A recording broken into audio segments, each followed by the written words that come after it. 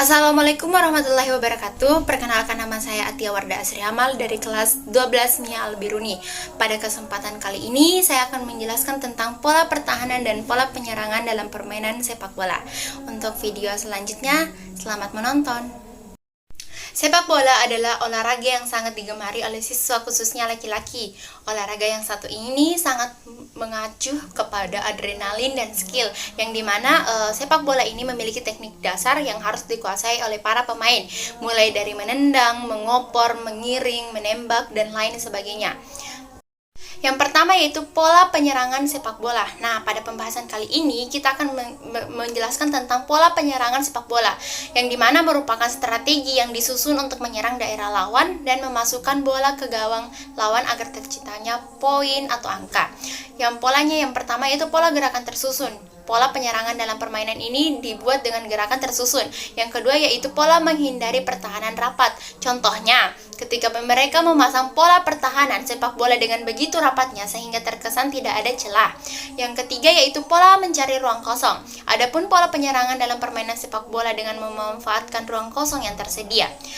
Selanjutnya kita pembahasan tentang tipe formasi penyerangan. Yang pertama yaitu tipe formasi penyerangan 4-3-3. Formasi pola penyerangan sepak bola ini terdiri dari 4 pemain back, 3 pemain gelandang, dan 3 pemain penyerang.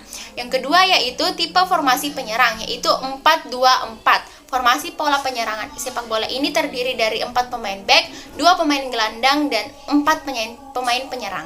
Nah, kalau tadi kita membahas tentang pola penyerangan, selanjutnya kita membahas tentang pola pertahanan dalam permainan sepak bola.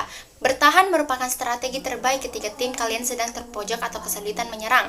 Adapun polanya yaitu pola pertahanan man to man, 1 lawan 1.